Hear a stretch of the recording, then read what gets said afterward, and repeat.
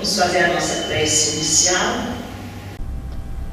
Rogando ao Divino Mestre Jesus que continue a nos amparar para que possamos sair daqui melhores do que chegamos. Vamos mentalizar os nossos irmãos, trabalhadores desta casa, todos aqueles irmãos que intentaram chegar aqui nesta noite e ainda não conseguiram, os que irão chegar, que o Mestre Jesus possa abençoar a cada um de nós, encarnado e desencarnado, que também estejamos atentos às lições da noite de hoje, para que possamos nós, ainda durante o repouso do corpo físico, sentir as vibrações desses ensinamentos que nos trarão com toda certeza adequações para as nossas necessidades. E em nome de Deus, do Mestre Jesus, de todos os irmãos que nos assistem no trabalho dessa casa, que nós rogamos a permissão para darmos por iniciado a atividade da palestra da noite de hoje. Hoje nós estamos com o nosso irmão Gil. O Gil é do CEAI, aqui no Guará, e ele vai falar para nós sobre a questão da moral na infância. Como é que é? São lições de moral para a infância. Lições de moral para a infância. Eu estou ansiosa para saber como é que é isso. Então, meu irmão, que Deus te abençoe. Você tem até 8h30, tá? 20h30. Ok. Aí a gente já encerra e faz o passe juntos, tá? Boa sorte. Muito obrigado. Essas luzes vão ficar acesas?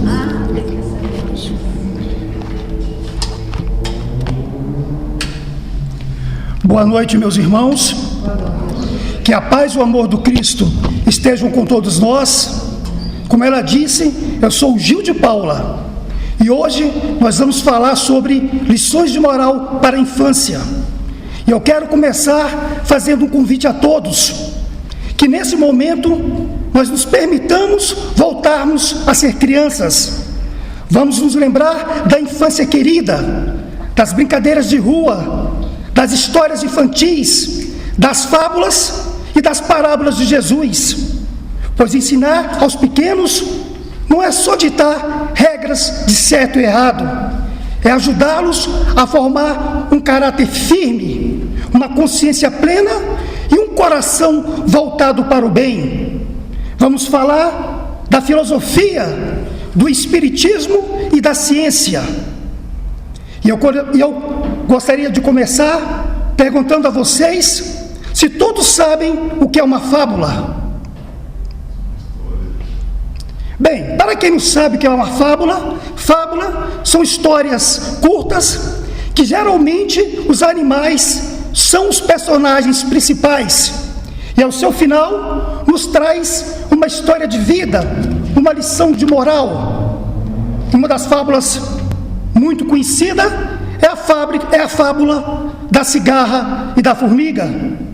Enquanto a formiga trabalhava no verão, cortando folhas, guardando alimentos para quando o inverno chegasse, a cigarra cantava e se divertia, e ainda tirava uma onda com a cara da formiga. Mas veio o inverno e pegou a cigarra despreparada. Ela então passou sede, frio e fome. Sem outro recurso, ela foi até o formigueiro e pediu abrigo. As formigas a abrigaram, ralharam com ela, mas a abrigaram. E o que esta fábula nos ensina?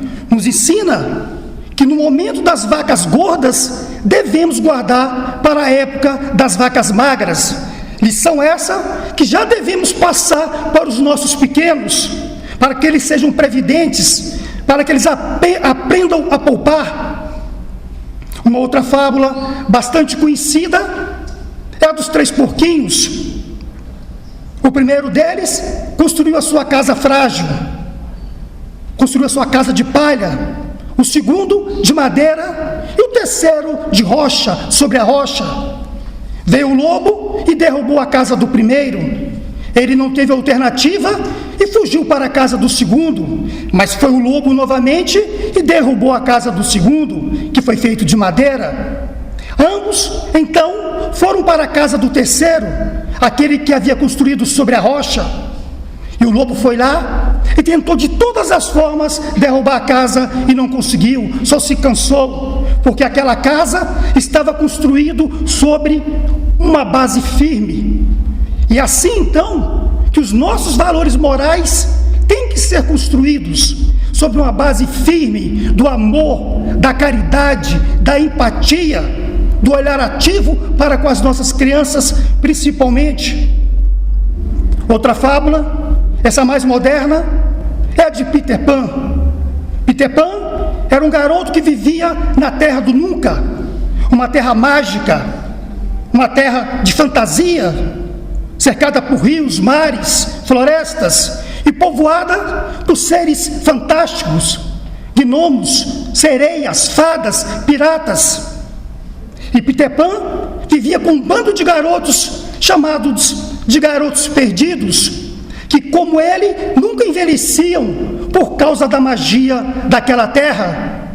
Mas um dia, Peter decide que aqueles garotos precisam de uma mãe.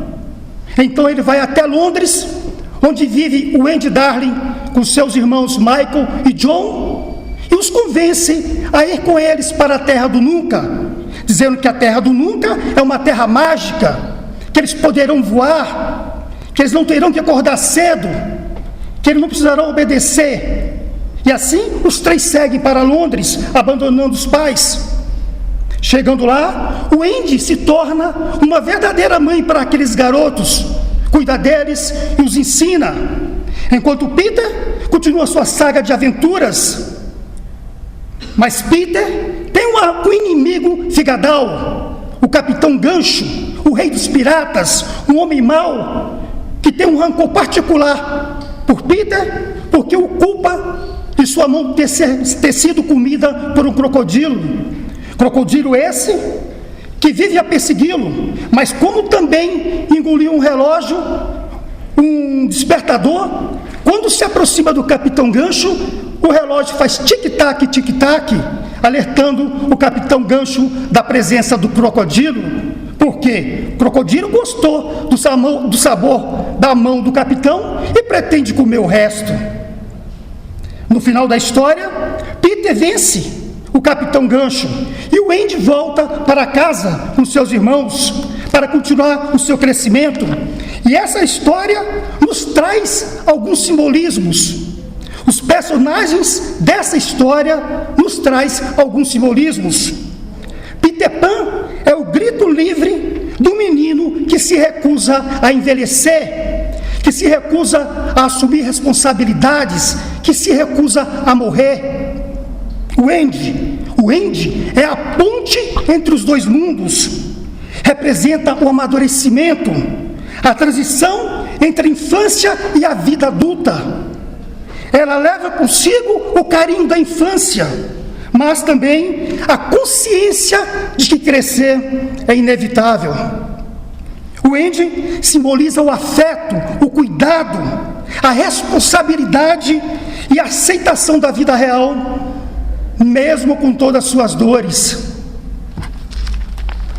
Os meninos perdidos são espelhos da alma de cada criança. São almas que buscam colo, histórias e pertencimento.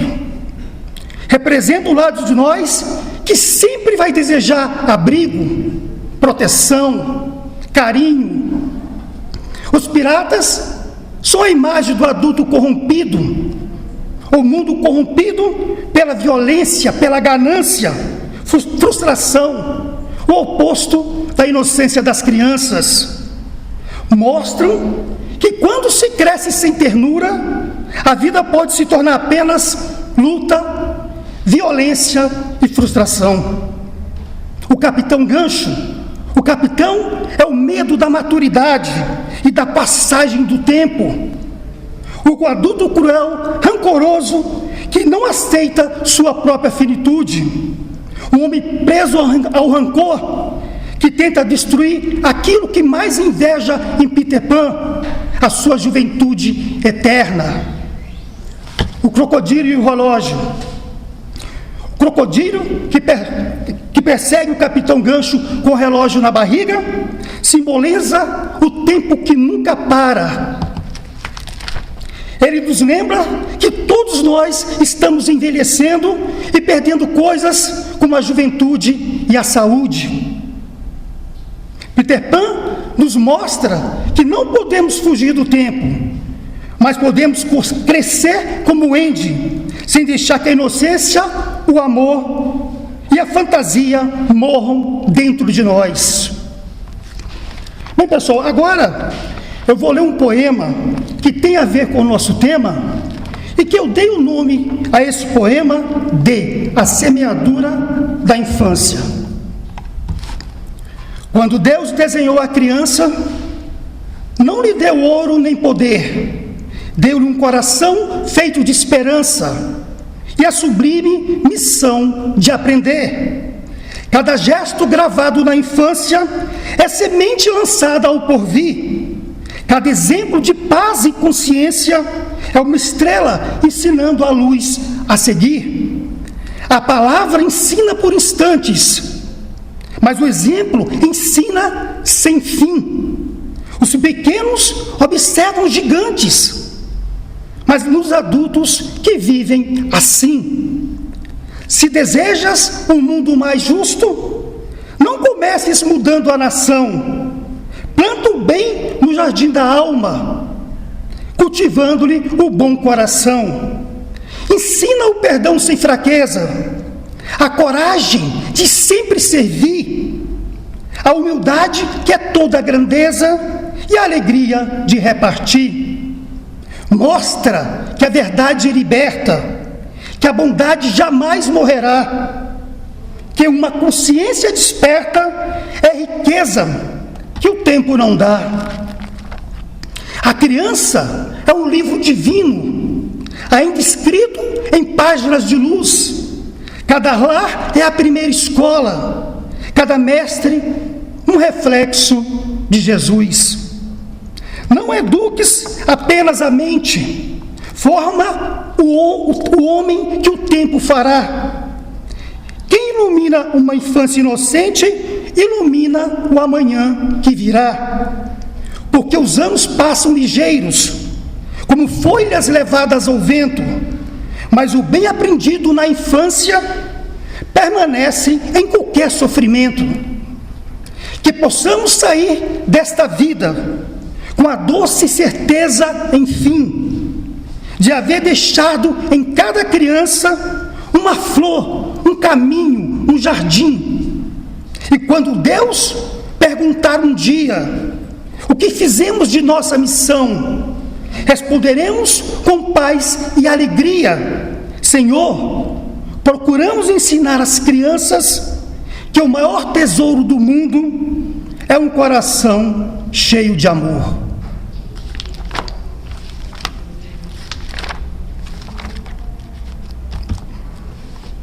A psicologia nos mostra que a moralidade se desenvolve em estágios.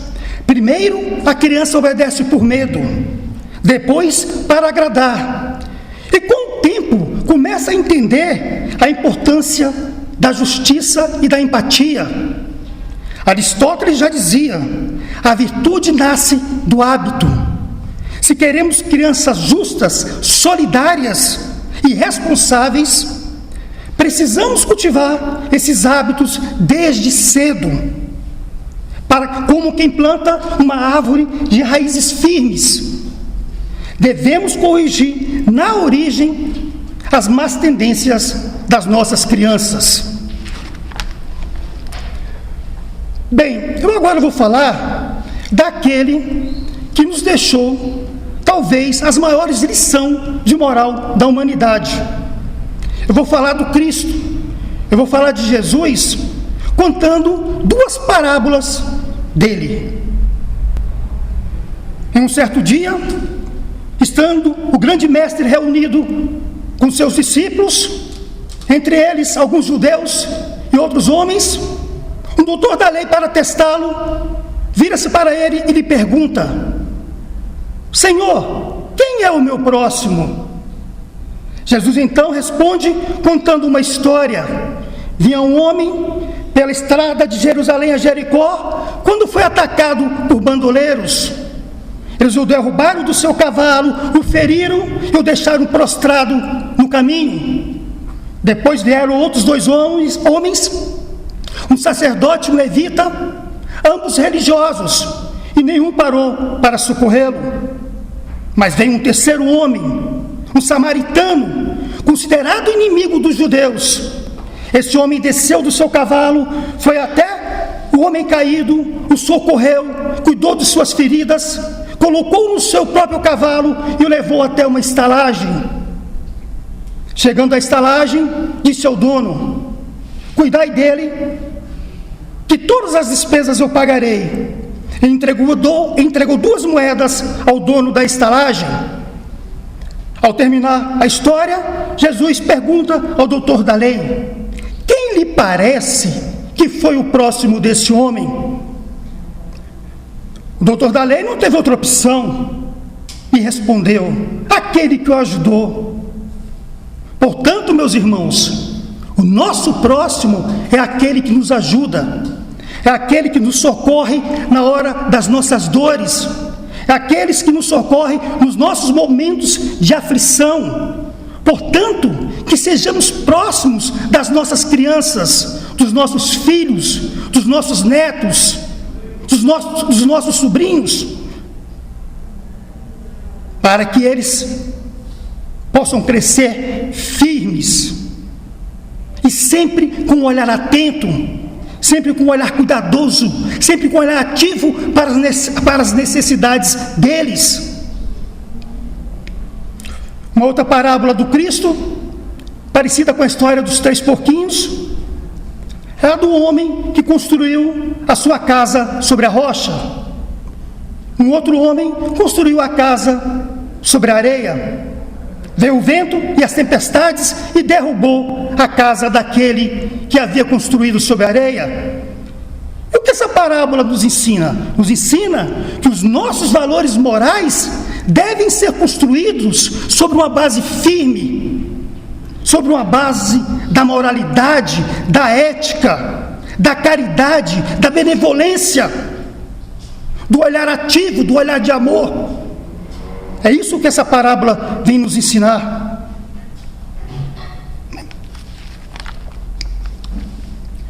Bem, agora eu quero contar para vocês uma história pessoal. Em 1966, eu morava em Taguatinga. Minha família, meu pai, minha mãe, 5 irmãos.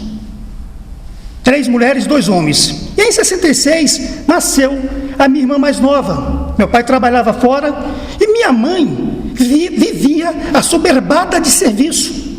Eu a via limpando a casa, fazendo comida, lavando roupa, eventualmente indo a um armazém, como se chamavam os mercados antigamente, e passando aquele monte de fraldas da minha irmã.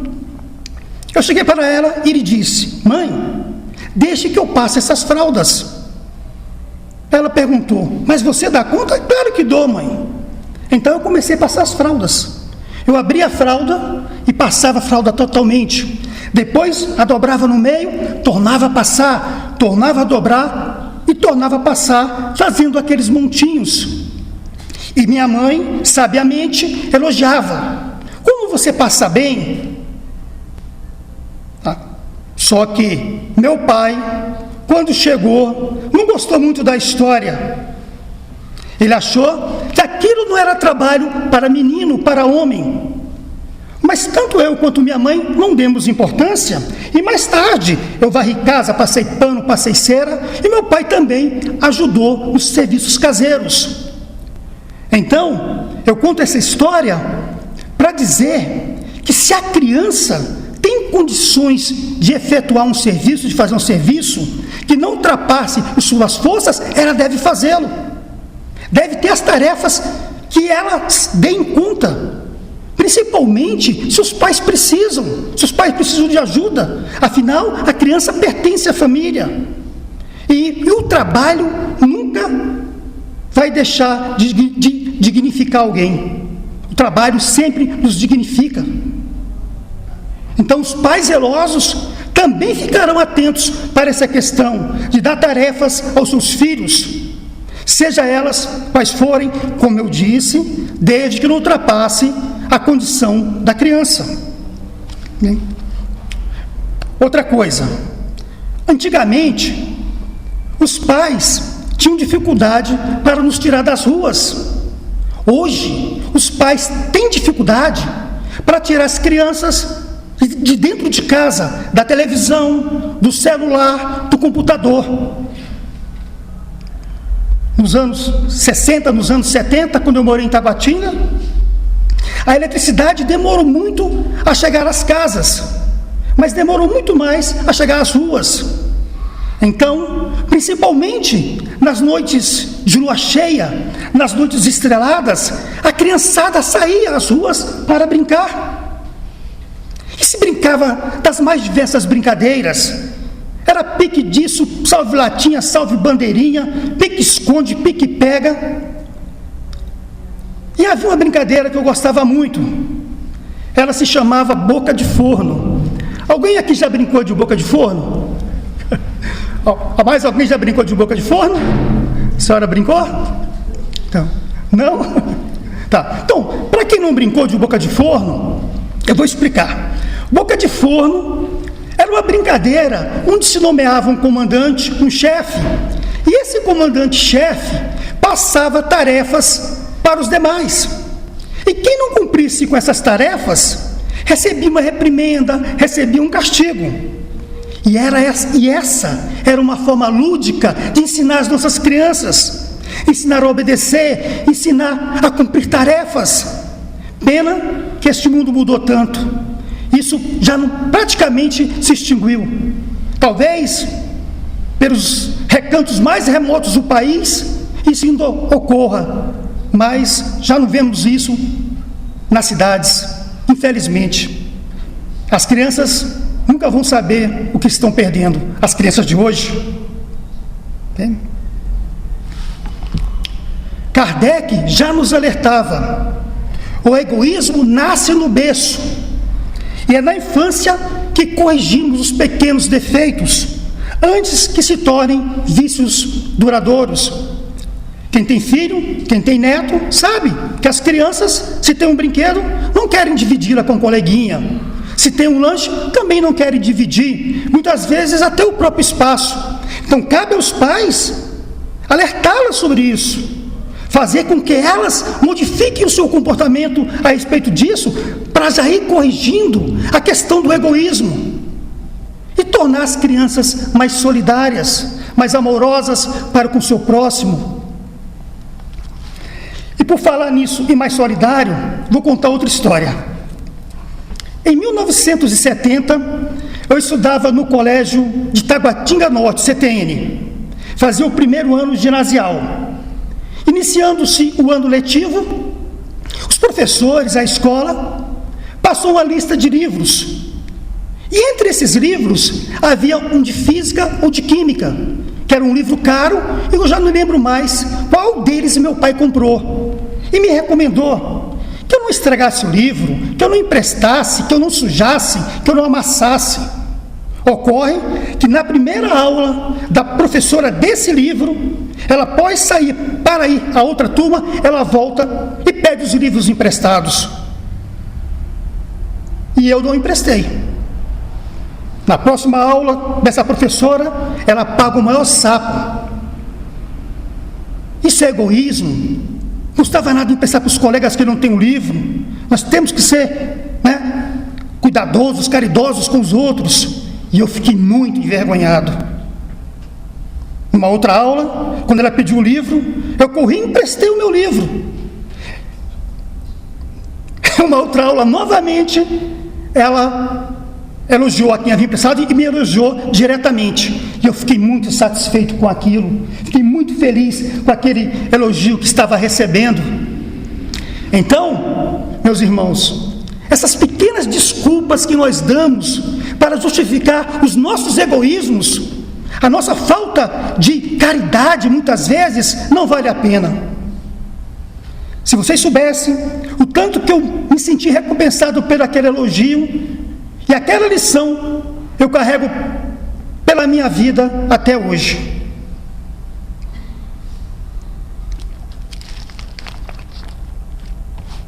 O Espiritismo nos lembra que a criança é um espírito em aprendizado.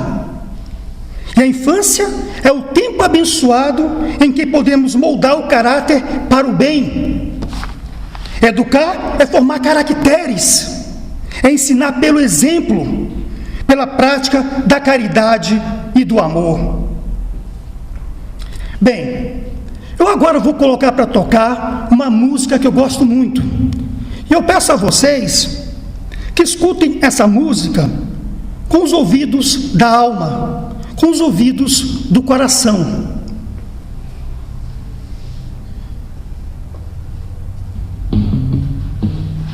Se tiver baixo ou alto, vocês me avisem, tá?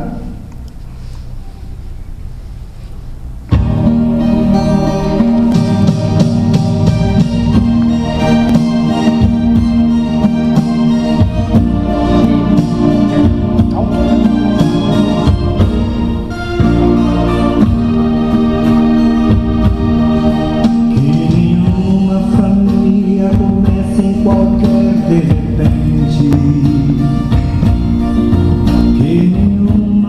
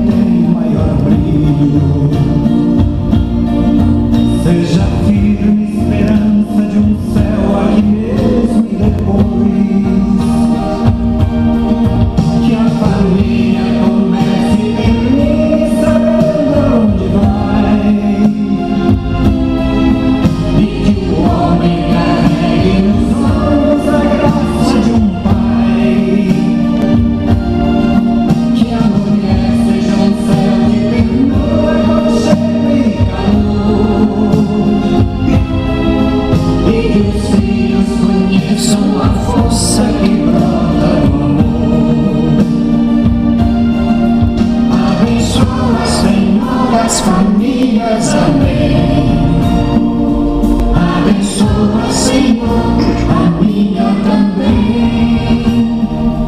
Abençoa, Senhor, as famílias. Amém. Abençoa, Senhor, a minha também.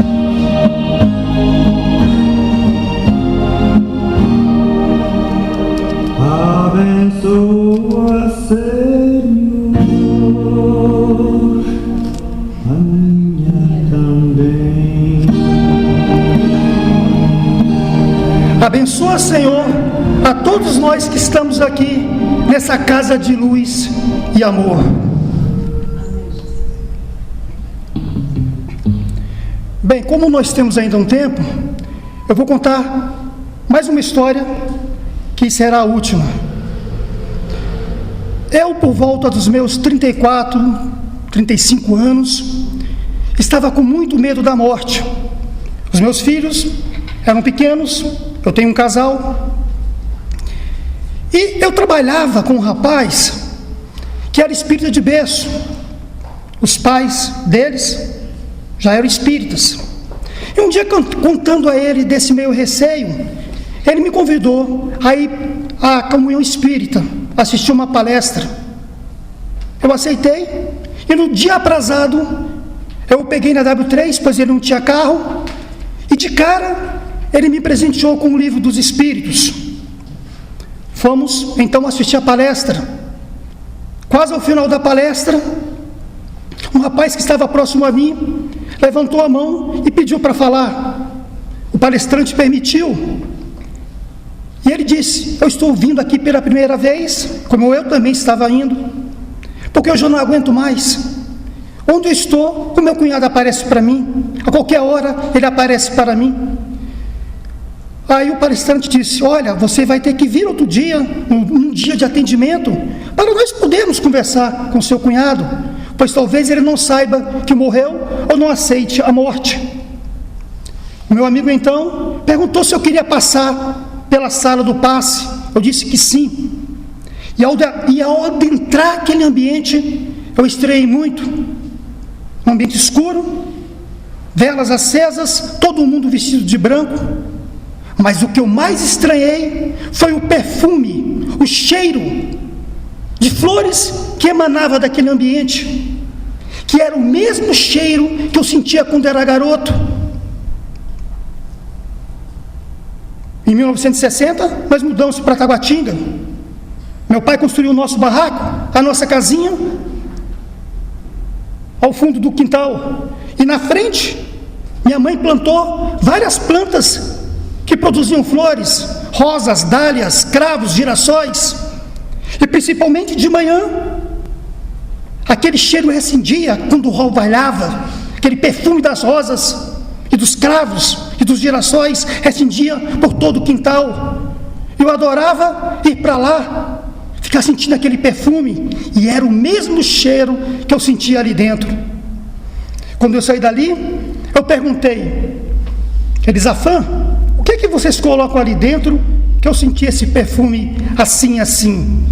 Ele me disse: nada, foram os espíritos que mandaram para você. Eu sempre fui um leitor ávido, já não me recordo se foi no mesmo dia ou se foi no outro dia. Eu comecei a ler o livro dos Espíritos e foi como se a minha mente fosse abrindo, pois várias das respostas que eu me fazia, eu via respondido ali. Depois então, eu procurei ler o livro dos Médiuns, o Evangelho segundo o Espiritismo, o Céu e o Inferno, a Gênese e vários romances, como Renúncia, como Paulo e Estevão, como há 2000 anos, como há 50 anos depois, livros que eu recomendo para todos. E por que eu conto isso? Porque o conhecimento nos tira da ignorância. Eu que não queria nem ouvir falar do Espiritismo na época, me encantei com os dogmas espíritas a partir do conhecimento. Então é preciso que nós levemos o conhecimento às nossas crianças, o Evangelho às nossas crianças, e se possível, os dogmas espíritas, para que eles abram sua mente como eu abri a minha.